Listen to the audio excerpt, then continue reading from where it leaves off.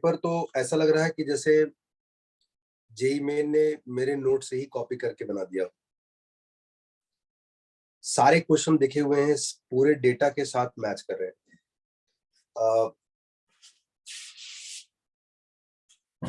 मतलब JEE main को मेरे क्वेश्चन से इतना प्यार है, मैंने सोचा नहीं था।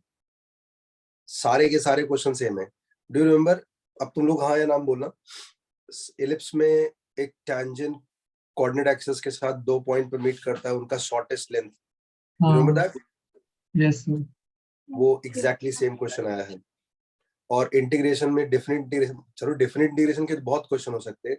डेटा वाइज भी सेम है, लिमिट भी सेम है, फंक्शन भी सेम है। तो मुझे वो पेपर देख करके लग नहीं रहा है कि वो मेंस का पेपर, ऐसा लग रहा है कि मैंने कहीं क्वेश्चन स्क्रिबल किए थे और वही आ गए हैं। मेंस में ऐसा होता है और ये मेरे लिए नया नहीं है, हर साल होता है। तो ये पहला paper first day first show था। मैथ्स में इजी या टफ नहीं बोल सकते किसी चीज को, ये हमेशा सब्जेक्टिव होता है बच्चों के हिसाब से।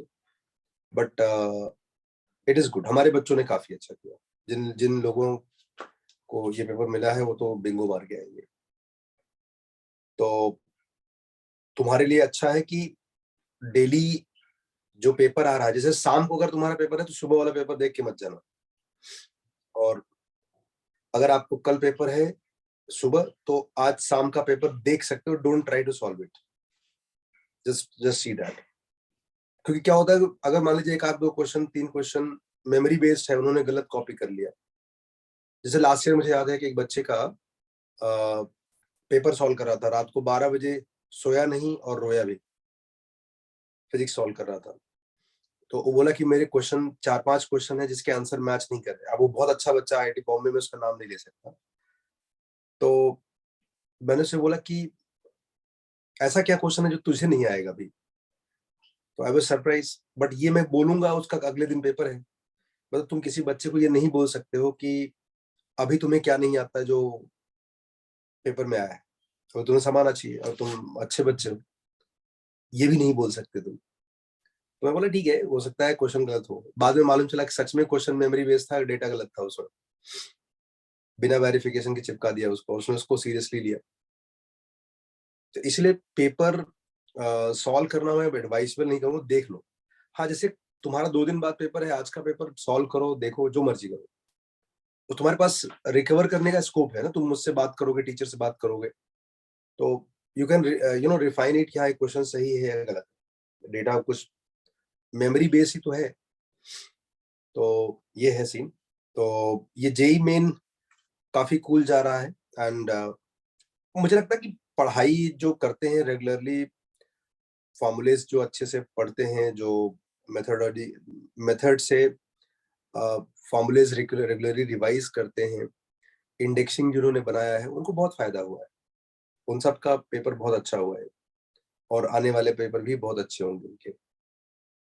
चलो अभी लग जाते हैं काम पे। तो मैं आपको सबसे फिर से बोल देता हूँ कि जेई मेन 2023 के लिए घबराने की बिल्कुल जरूरत नहीं है। पेपर जो आपने क्वेश्चंस पढ़े हैं उसी में से आ रहा है, कुछ भी अलग नहीं आ रहा है और कुछ भी डरावना नहीं आ रहा है। जैसे कुछ लोगों का रेफरेंस मैं बताता हूँ भाऊ। जैसे उन्होंने पीवाईक्यू सॉल्व कर रहे थे, तो चैप्टर वाइज में उनको कुछ क्वेश्चन थे बहुत डिफिकल्ट लग रहे थे।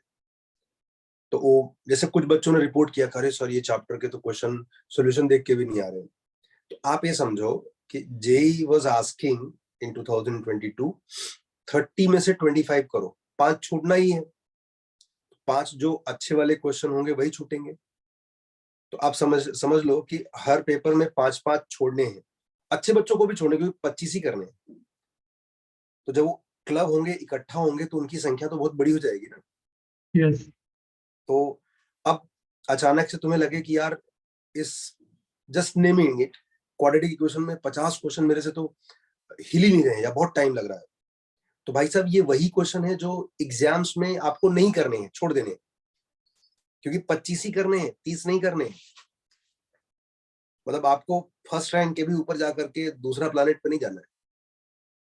तो इस बार का पेपर मतलब हर बार की तरह मतलब आज का पेपर फर्स्ट हाफ वाला literally I am telling you, मुझे देख करके बिल्कुल नहीं लगा कि ये, मुझे ऐसा लग रहा मैं अपना नोट्स देख रहा हूँ किसी बच्चे का, पूरा का पूरा एकदम कॉपी है, सारे क्वेश्चन रिजल्ट और डेटा के साथ।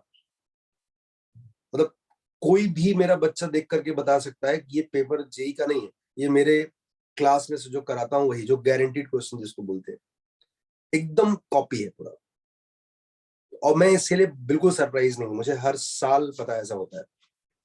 और these are very traditional questions, तो इसलिए कभी भी अब देखो, जो बच्चा 2022 के पीवाईक्यू सॉल्व करते समय ये फीडबैक दिया कि मैं कुछ क्वेश्चन नहीं कर पा रहा हूँ सोल्यूशन देखने के बाद भी, वो डर डर सकता है कि मुझे ये चैप्टर नहीं आता, और धीरे धीरे चैप्टर की संख्या लगभग सब हो जाएंगी ऐसी, उसका डर बहुत लाजमी हो जाएगा कि मुझे नहीं आएगा।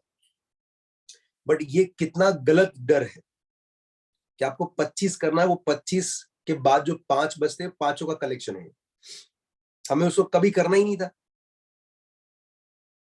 तो अगर आप अपने डर को लॉजिक से रिप्लेस करोगे तो डर एग्जिस्ट ही नहीं करेगा। मतलब डर तभी हो सकता है जब आपके अपने दिमाग में चल रहे जो सवाल है ना, उसका लॉजिकल आंसर नहीं है। और जरूरी नहीं कि सारे आंसर तुम खुद अकेले निकालो, आप टीचर से बात करो, वो बताएगा कि आपका इस पर्टिकुलर डर का रीजन क्या है, अगर है तो डर, अदरवाइज चिल मारो, मस्त है। आज के पेपर में देखो, सुबह वाले पेपर में लोगों ने मस्त, मतलब 100% मार्क्स लाएंगे मैथ्स में, एटलीस्ट मेरे बच्चे तो लाएंगे, देखे हुए, मतलब खुश हो गए देख करके कि साहब ये तो सब देखा हुआ लग रहा है। तो चलो, अभी मैंने आपको, बाकी सभी लोगों के लिए मैं बोल रहा हूँ कि टेंशन मत लो, बहुत धमाकेदार होने वाला है, जस्ट क्वालिफाइंग एग्जाम, इसके बाद एडवांस में मचाने का टाइम है आपके पास, ठीक है। So do well, keep rocking.